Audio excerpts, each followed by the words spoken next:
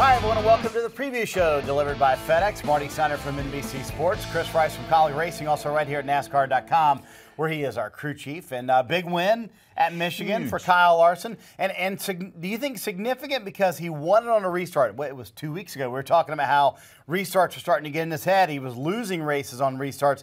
Here he wins one on a restart. How significant is that for him? It's huge because we watched him at Dover be so disappointed. He lost a race at Dover on a restart, you know, and I'm telling you, he went to work, he studied a lot, and I feel he beat the master on restarts, Kyle Busch. Yes, he had the best car, I agree, but he won it on a restart, Marty. And Kyle Larson with confidence could be a dangerous Kyle Larson, right? Oh my, look out. That's all I can say, look out. Third straight second place finish at Michigan for Chase Elliott. This one may be a little bit better than the last two. Last year we had dominant cars at Michigan. Why might this one be a little bit better for him and that team? Well, I believe it's key because their cars are not where they want them right now, okay? Let's just call a spade a spade. They're not running kind of where they always run. For Chase Elliott to take a second place finish away from Michigan, I think it's huge for Chase Elliott, but it's also huge for Hendrick. Yeah, they did not have a great car all weekend long, but were able to manufacture a second place finish. As Chase said, kind of did better than really where their car was. All right, Sonoma this weekend. First road course race of the year. Always fun to go road course racing, and those races have been so exciting over the past couple of years. Are there still road course ringers out there, or is A.J. Allmendinger really the only road course ringer right now? Or can you look at guys like Denny Hamlin, who really had the best car at both road courses last year, or Kyle Busch, who's been very strong in the past as well? I feel we have the best of the best. We have the best in the world racing in NASCAR, so I don't think there's one person that I can say that's going to go to Sonoma and is going to dominate, is going to have the best car or the best driver. You know, he could do it in any car. I feel that every driver that's going to be at Sonoma is the best of the best, so you never know who's going to win. Let's think about it. Tony Stewart come off the bench and won last year, so you never know who's going to win this race, and it's always exciting to watch.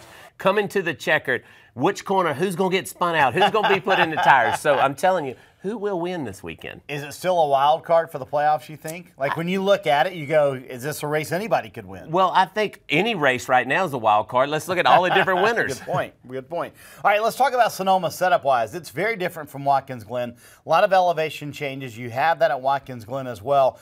But it's such a different road course than Watkins Glen. Why is that? Watkins Glen, you have to have speed. It's all about speed. Going to Sonoma, your car better handle well because you have to get off a 7 going through the S's, and you have to get off a turn 11 just to come to the checkered flag. So you better have your car handling well because if you don't, you're going to be at the back of the field, trust me. All right, time for our NASCAR Fantasy Live picks. Who are you going to go with this weekend, Rice? I struggle with this year. And all I don't year, know but why. I'm not keeping count or anything. I think I might have picked a winner.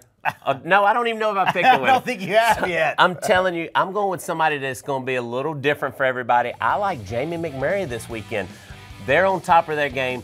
Jamie McMurray knows how to get around a road course. He's always strong at Sonoma, won a couple of poles there in the past. I'm going to go, is it okay if I keep picking Kyle Busch until he wins or what? I guess. Eventually it's going to happen, don't you think? You might want to wait until Adam Stevens comes back. Well, I'm going to pick him this weekend anyway, despite your advice. No, always good at Sonoma, obviously, has won there in the past, strong there in the past. So I'm going to go with Kyle Busch this weekend to win this weekend at Sonoma. Good pick, but I feel mine's better. All right, very good. Well, make sure you tune in this weekend on FS1, 3 p.m. Eastern. It's a Toyota Save Mart 350. You don't want to miss all the left and right turns this weekend. Also, make sure you keep it parked right here on NASCAR.com. All the news updates before and after the Sonoma race, live leaderboards, in-car audio as well.